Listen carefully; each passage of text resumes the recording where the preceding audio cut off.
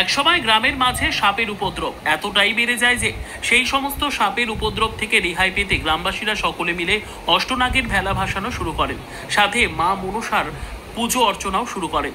আর সেই রীতি রেওয়াজ অনুযায়ী প্রতি বছরের মতো এবারেও মনসা পুজো উপলক্ষে অষ্টনাগের ভেলা ভাসানো হলো গজলডোবার তিস্তা নদীর জলে। তবে অষ্টনাগের ভেলা ভাসানোর এক পৌরাণিক কাহিনী রয়েছে, যেটা শুনলে হতবাক হয়ে যাবেন সকলে।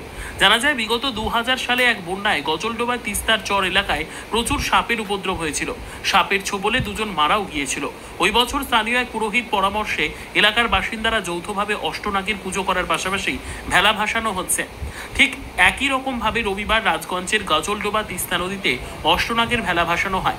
3 দিন ব্যাপী এই মনসা পুজো চলবে। পুজো উপলক্ষে 7 দিন ব্যাপী মেলা বসেছে পুজো প্রাঙ্গণে। পুজো কমিটির সূত্রে জানা গিয়েছে বিগত 2000 সালে এক বন্যায় গজলডোবায় তিস্তার চর এলাকায় প্রচুর সাপের উপদ্রব হয়েছিল। সাপের ছোবলে দুজন মারাও গিয়েছিল। ওই বছর স্থানীয় এক পুরোহিত পরামর্শে এলাকার বাসিন্দারা যৌথভাবে অষ্টনাগের পুজো করার পাশাপাশি ভেলা ভাসানো হচ্ছে।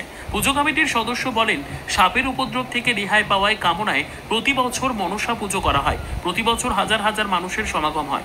এবছরও তার ব্যতিক্রম হয়নি। পুজো উপলক্ষে মেলা বসে, ঢালাও খিচুড়ির আয়োজন ছিল। ভেলা পুজো খিচুড়ির প্রসাদ বিতরণ হবে আজকেই মেলার মূল দিন। আসবে কবে শুরু হয়েছে পুজো? 2000 সাল থেকে শুরু হয়েছে। আচ্ছা, আর এবার নিয়ে 25 বছর।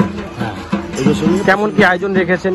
আমরা এই বছর খিচুড়ি আছে আজকে, আজকেই মেলা, মেন মেলা আজকে মূল আকর্ষণ হচ্ছে ভেলা ভাসানো। আজকে ভেলা পুজো বা ভেলা ভাসানো 7 দিন চলবে মেলা। এই যে ভেলা ভাসানো হয় অষ্টনাগের ভেলা, এটার একটু কাহিনী কি হয়েছে?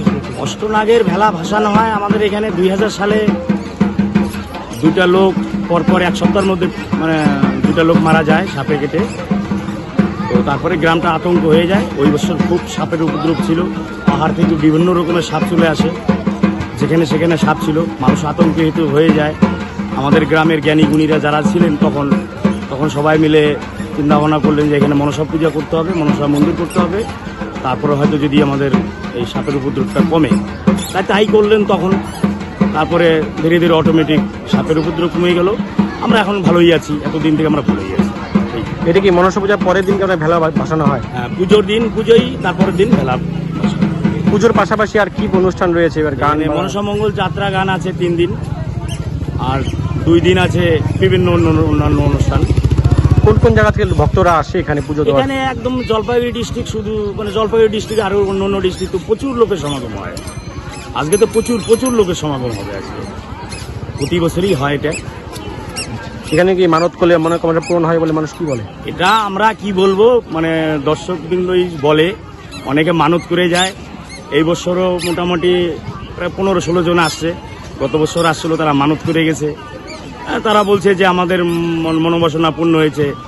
তো তারা আসছে এবার বিভিন্ন রকম, অনেকে যে যার মনে চায় সেরকম, কেউ চাল ডাল টাকা পয়সা নিয়ে আসছে, কমিটিকে দিচ্ছে।